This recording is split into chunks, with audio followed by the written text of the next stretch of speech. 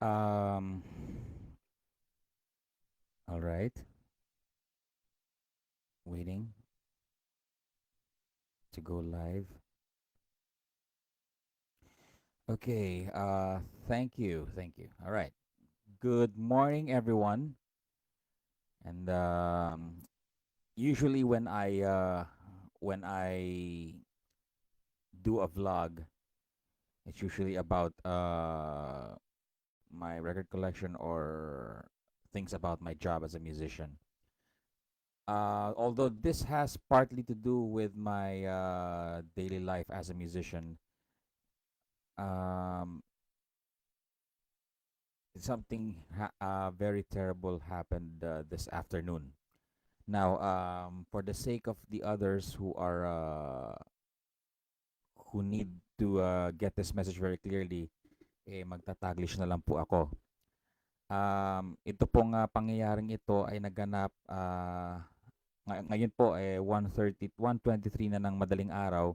So nangyari po ito kahapon ng alas 5:25, 5:25 sa PTEX. And this is to expose or to at least to call out the attention yung mga mandarayan taxi drivers, yung mga walang konsyensya at mga walang konsiderasyon sa mga kapwa nila trabahador. Okay, if you are if you are if you are seeing this, I encourage you na paki-share po sa inyong sa wall nyo itong vlog na ito. This needs to be heard. Kailangan po natin na ma-expose ito.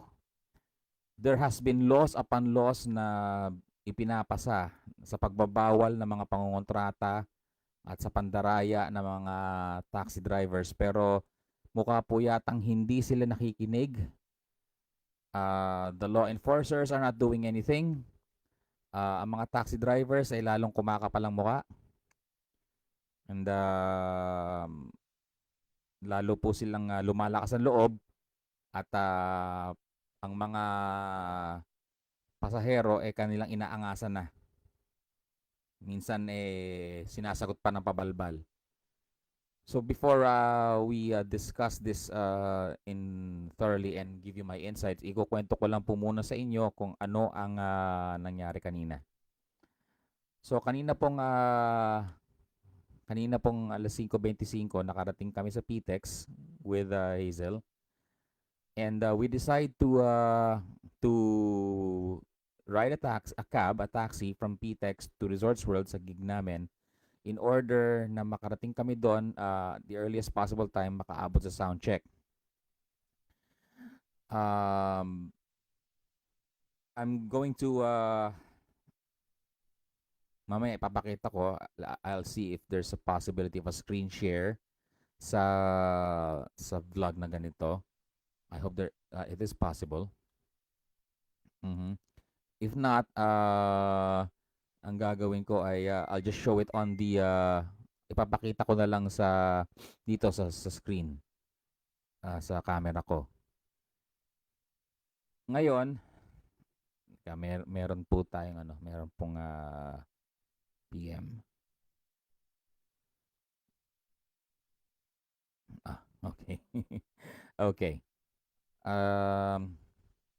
So as I was saying, we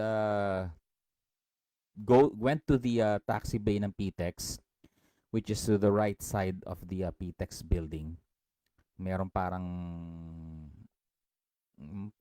it looks like a parking lot of sorts, and then nakapila yung mga taxi ron. And usually there's a dispatcher there na empleyado ng PTEX, and it clearly says sa harapan ng sign ng dispatcher na bawal ang pangongontrata. There's a big sign in front of it, and to those of you who are regular na pumunta ng PTEX or at nagtataxi ron, you know what I'm talking about. Sa harapan mismo ng dispatcher, bawal ang kontrata. What they usually do is, nililista nila sa isang logbook ang mga nakapilang taxi. Pag may pasaherong pumasok doon sa taxi na yun, nililista nila sa nililista nila sa logbook yung taxi na magbo-board. And what we got is plate number UWN 160.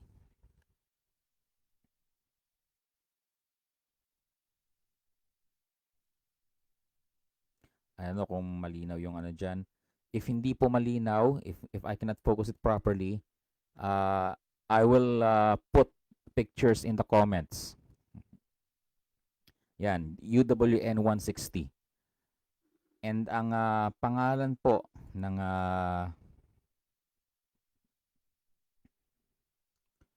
ang pangalan po ng kotse ng unit is John Ariel. Yun po ang pangalan ng taxi, John Ariel. Yung John Ariel po naka-base sila sa 1356 Gana Compound, Barangay Unang Sigaw, Quezon City.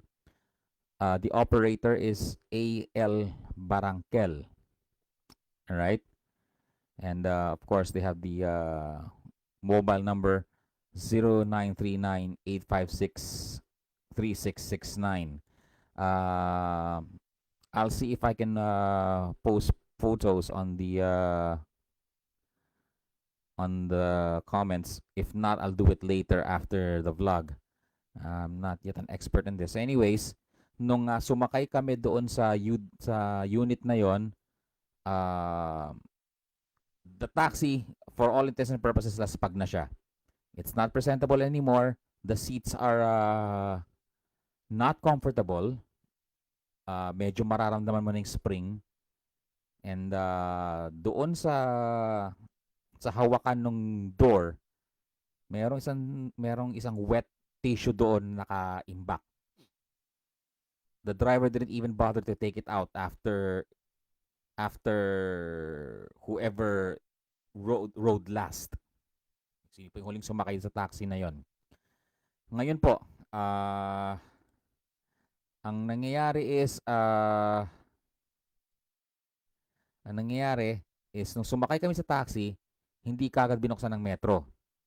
Now, we know very well na nakalagay po sa signboard, bawal ang mangontrata. So, noong hindi nga binuksan kagad yung metro niya, alam ko we're in for trouble.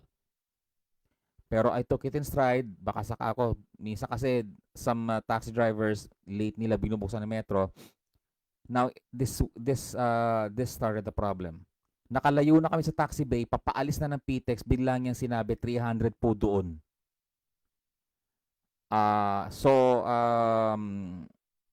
Immediately, I was very offended. Nag-init kagad ng ulo ko and I said, ibaba mo kami. Ibalik mo kami sa bay. Kami nga, hindi na namin magagawa yun kasi malayo na tayo.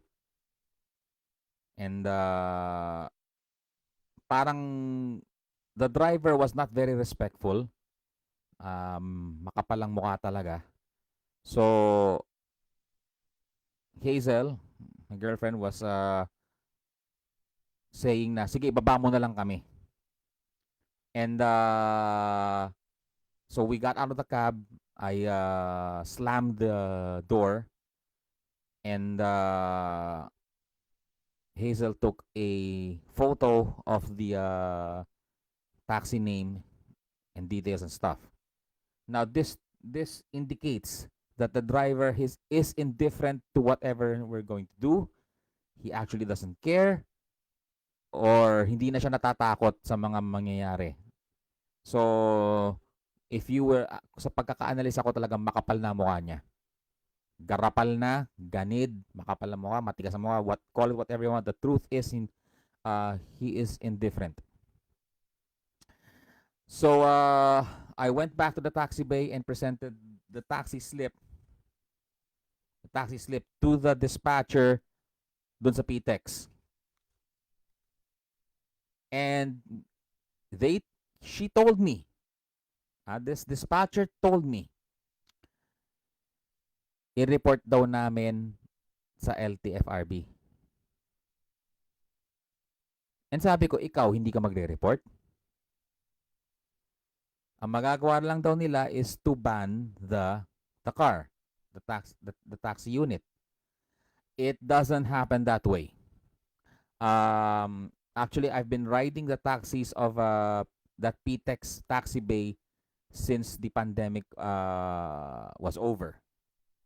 Madalas ako mag-taxi doon. And may mga units ako natatandaan ko na kinokontrata ko, pumipila din doon. Sa madalit salita, they are not doing what they are telling the customers. Hindi sila hindi nila minomonitor yung mga nangongontrata. Although I see them sa logbook, nilalagyan nila ng yellow marker yung mga nangongontrata, I do believe hanggang doon lang siya. It doesn't go beyond formally reporting it to the Office of PTEX. So kanina talaga, I was really livid already kasi I've been taking my stride too many times. Ilang beses kong nagpapasensya at letting it slide. So ngayon hindi ko na matanggap kasi makapal na talaga ang mukha. Now, when I reported that incident dun sa dispatcher, and sinabi niya na i-report daw namin sa LTFRB, and tinanong namin siya kung hindi niya i-report sa office nila, sabi ko pa nga sa kanya, dapat responsibilidad mo yun. Trabaho mo yun. You are the dispatcher, it's your job na i-report sa office mo yung mga nangongontrata.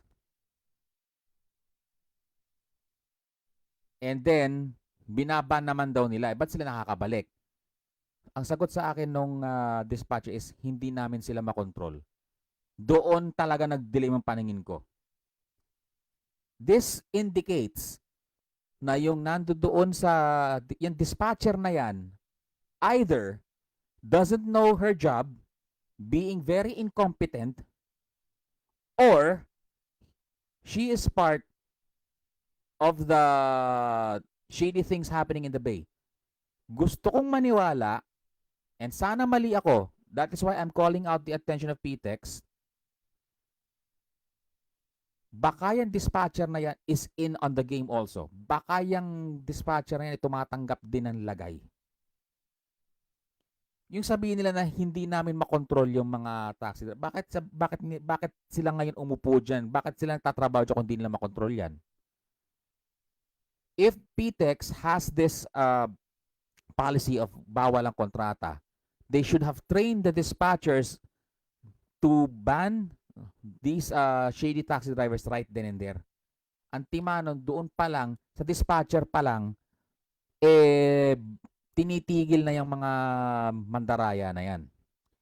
Yung sabihin sa akin na hindi nila makontrol, not only is very bad reasoning, it insults my intelligence.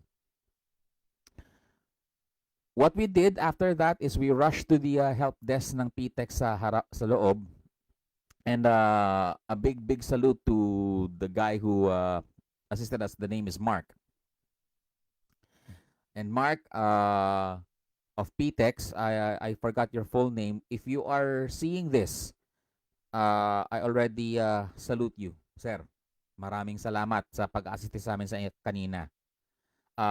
We filed a complaint and then pinuntahan namin yung taxi bay. As we went to the taxi bay with Mark, we already saw a commotion happening.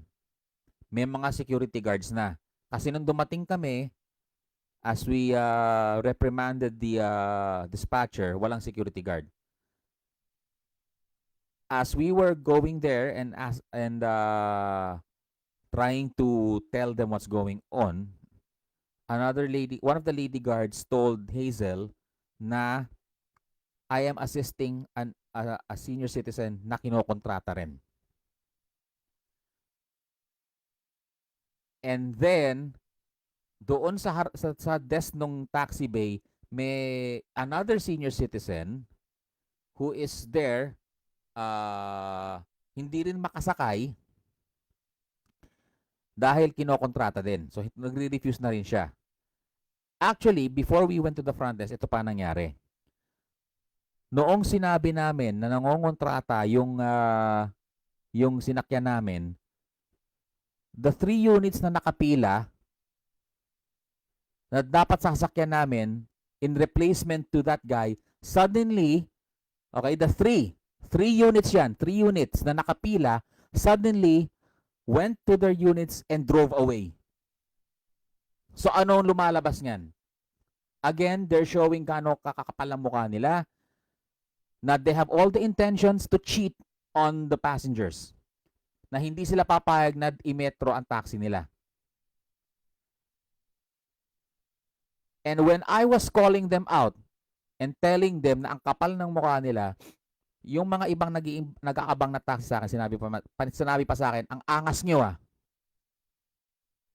Ginanon pa ako nung taxi drivers na nasa taxi bay na nakapila. Sinabihan ako na maangas. Sabi ko, sa isip-isip ko, karapatan ko maging maangas kasi hindi kayo honest sa mga pasahero. Nangungontrata kayo.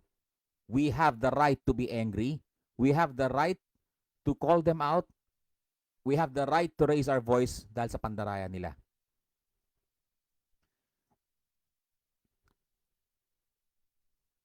So it seems na I cannot show I cannot post photos on the comments for now, pero mamaya I will put up the taxi slip and the picture of the taxi unit for your reference. What are we seeing here? Nakakita tayo ng mga talagang talamak ang mga nangongontratang taxi drivers. Since time immemorial, ganyan na ang palakad ng mga taxi drivers na yan. Okay, naiintindihan ko sila. Ando na ako. Mahirap kumita ng pera ngayon. At yung sakripisyo nila na minsan 24 hours sila nasa kalsada just to earn minimum amount, talagang nakakaawa. Pero, ang hindi ko gusto dito is they have to cheat just so to justify yung hirap ng trabaho nila. You can never justify yung hirap ng ginagawa nyo to cheat o para kontratahin ang mga pasahero. The jeepney drivers have it worse. Pero they almost never overcharge yung mga pasahero. Ang mga jeepney drivers nasa init yan. Sila nasa aircon. And they can stop anywhere. They can take short breaks if they want to. As long as they have maisabit nila yung boundary nila for the day. The aircon ng kotse nila. Yung mga jeepney drivers na yan, sa init. Minsan, pag umuulan, pumapasada pa rin sila. At the risk of their health. But they are asking for hindi na sila bihirang-bihira akong makakita ng jeepney driver na nag-overcharge. Kung titingnan niyo ang mga jeepney drivers, they even have the right to, kumbaga mas maintindihan pa natin pag sila nagwewelga eh. Dahil nga, sa init, sa lamig, andyan sila. So yung mga taxi drivers na yun, hindi ko talaga mapakiwari. Na minsan, yung kapal na mukha nila, talagang nilalantad na nila. In fact, a month ago, noong kinontrata ko ng isang driver, yes, this is not the first time. Maraming beses na pinapalampas ko na lang. Kanina lang was the last straw. Pero nung kanina sinabi ko, Brad, bawal ang mangontrata dyan. Pwede kitang i-report sa LTFRB. Anong sabi sa akin ng driver? Di-report nyo. Sino tinakot nyo ako? Ganong kakapal ang muka. Ganong katigas ang muka. Ganon sila walang takot sa mga reprimands. I don't know kung bakit they can get away with it. I don't know why there's not enough law to check on these cheating taxi drivers. Hindi ko alam bakit, ano nangyayari, what, how is it that they can get away with it? That's what I want to know. Now, in the meantime, the dispatcher ng PTEX is under investigation by Mark, and talaga naman, it it really begs the suggestion na baka nga itong dispatcher na to part of this whole modus operandi.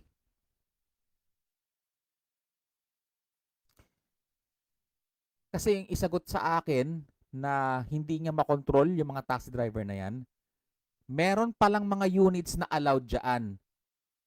Merong mga units na hindi pinapayagan. Now, I don't know how the management of PTEX sort this out. Sino yung mga pinapayagan nilang pumila doon, sino hindi nila pinapayagan. That is why, meron pa palang mga nakaparadang taxi sa labas na hindi pumipila sa taxi bay. So, ibig sabihin nun, may pinapayagan talaga sila. Now, yung nakakalusot doon, kung nakakalusot yung mga hindi nila pinapayagan, that means there's incompetency or may lagay yung dispatcher.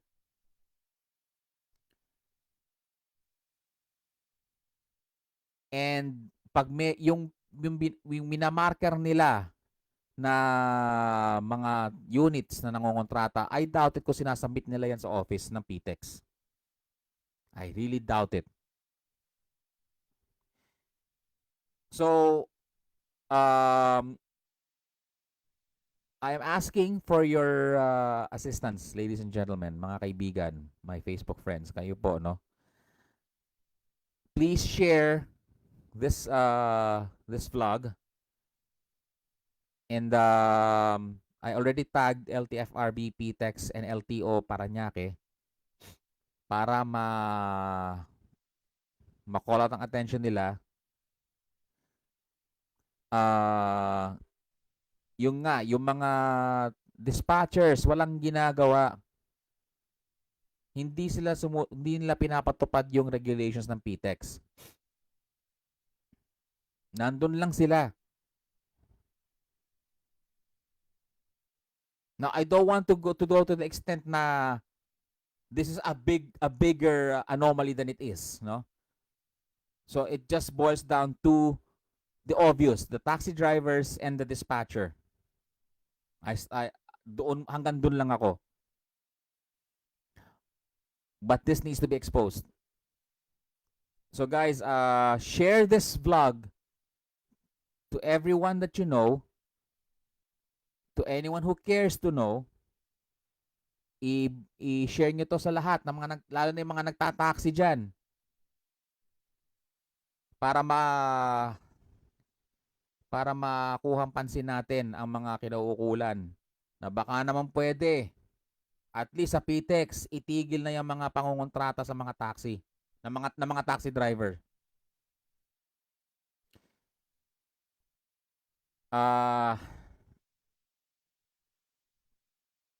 Again, hindi po ito para masamain ang mga taxi driver. Alam ko po na trabaho nyo ay marangal. Alam ko po na kayo po ay nagsasakripisyo ng sobra-sobra para may maipakain sa pamilya nyo. Hindi ko po kayo nilalahat, hindi po kayo lahat ay mga dishonest. May mga nasasakyan pa naman ako na talagang tapat sa trabaho at tapat sa mga pasahero. Yan pong mga yan, sinasaludo ko.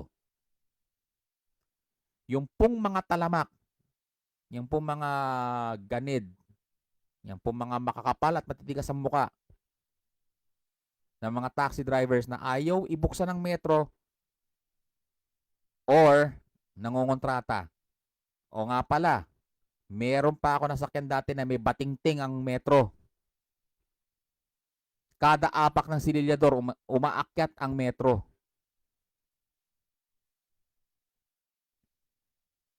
Minura pa ako ng driver. Nakasakay ako. Ganyan po kakapal ang mukha niya mga yan. Now, I don't want to go any further.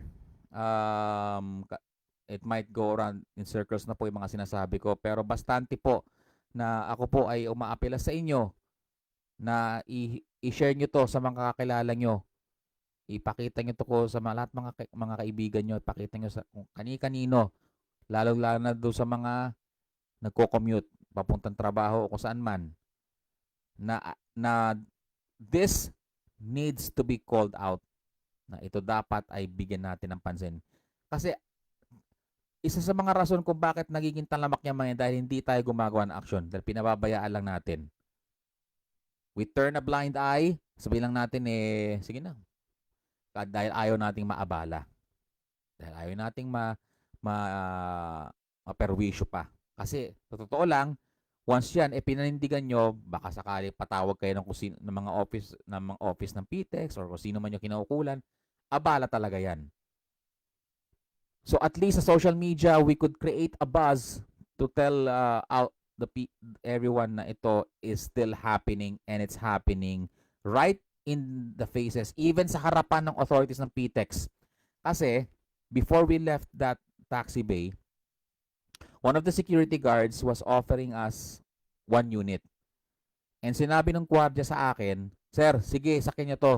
Akong bahala sa inyo. Hindi kayo kukontratahin nito." And even Mark, sinabi ni Mark na, "Sige po, sakin niyo na yan. Imo-monitor ko po itong unit na to."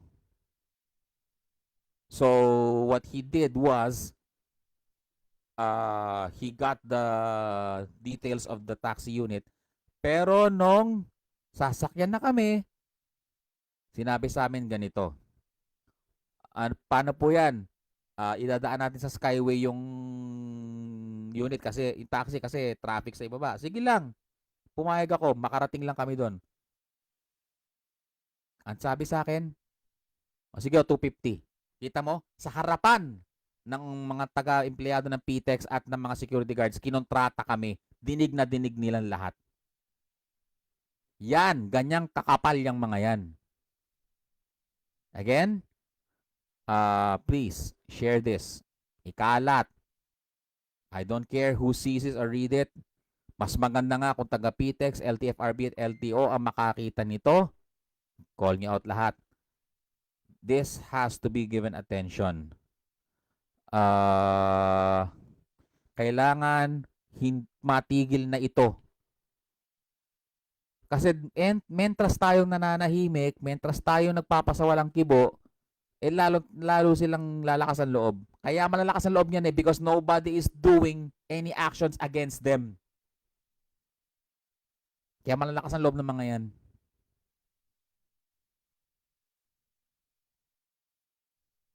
And believe me, kung sakali lang na aksyonan ito ng PTEX or LTFRB ng Parañaque or LTO ng Parañaque or even the government, the local government of Parañaque does this, ako na magsasabi sa inyo, this will not end. Baka sa ibang town or ibang place in Metro Manila or even the provinces, baka ito magpatuloy pa. So at least social media, we give attention to this.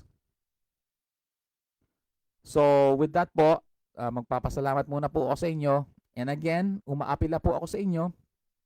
Please, distribute, share this video to all your friends, especially those mga nagko-commute.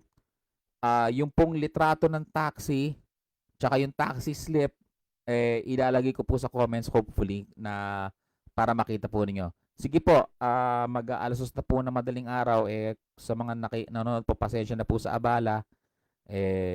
Hindi ko lang po talaga pwedeng isa walang bahala to dahil masyadong nagiging talamak na. Magandang umaga po sa inyo. Maraming salamat po.